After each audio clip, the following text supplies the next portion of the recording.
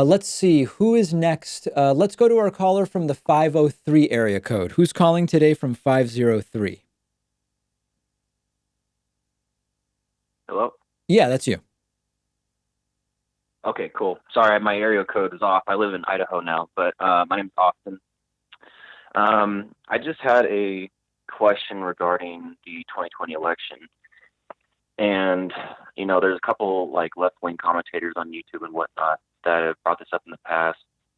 Tom Hartman's one of them. Sam Cedar just did a segment not too long ago. And it's regarding the idea about, Trump attempting to invalidate the election result if he in fact loses. I haven't been one to sign on to that idea or that notion for a while now. But the more and more I watch Bill Barr and the more and more, this impeachment rolls out and I see the public reaction on the right, Trump's base reacting to the impeachment and their rhetoric around it, I'm really worried that there is a significant possibility of maybe not it being successful, but it being very, very damaging to our country, long term, to our institutions, to, public opinion about, how politics works or how elections are supposed to work. And I just want to make a few points on that, maybe let you respond to them. Okay. So my first point to that would be, what do you need to try to usurp power or, invalidate election results or, establish yourself as some authoritarian, whatever? Well, you would need enough public support, right? Obviously, you would need enough public support and you would need like a diehard, almost cultish-like following. And Trump has that, you've talked about, you and other people have talked about the, almost 1/3 of the country that's very, very supportive, almost cult-like of the president. And obviously his support might be higher than that, but there's that 1/3 that never breaks, right? Then you have the backing in the Congress.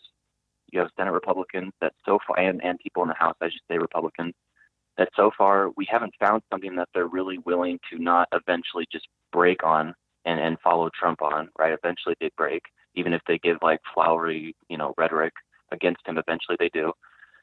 And then you have the Supreme Court. I want to mention that as well. And then the scariest of them all, in my opinion, is Bill Barr.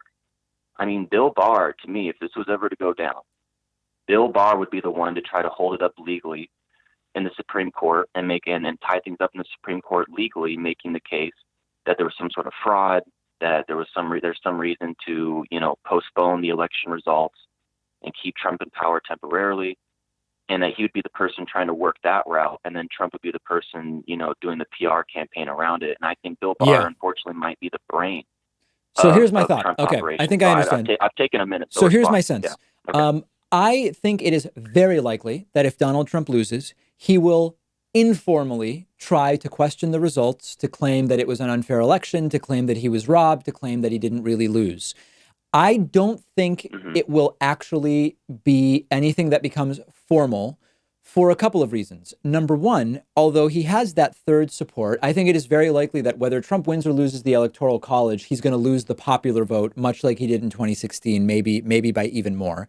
And typically for these types of, for staying in power in that way to work, you often need to have the military behind you. And I don't think Trump has the military and the generals. It's insane to me to say this because normally we don't say we'll be okay because of the generals and the military. Often we're trying to restrain them in what they're going to do.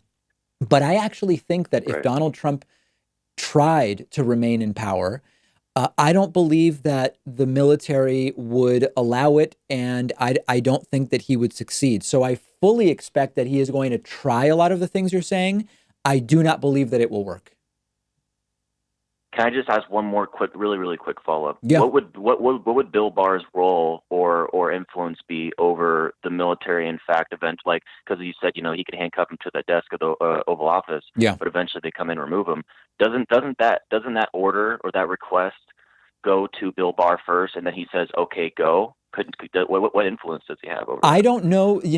I don't want to give the wrong answer, but I think ultimately it would be up to the military to say Trump is no longer president and he has to go. And there's no question that Bill Barr, through the Justice Department, could try to do things, but ultimately, I don't believe that it is up to Barr. As bad of a player as Barr is, I don't think in that case Barr is the one who decides. I may be wrong, and we should look into it, but I don't think so. Okay. Thank you so much, David. Love the show. Happy holidays. Thank you so much. Appreciate the phone call. Happy holidays to you. That is all the time we have today. Sorry to everybody I did not get to, but we will take calls again. Still more opportunities to get on the air with us this year. We will take a quick break and be back with so much more right after this.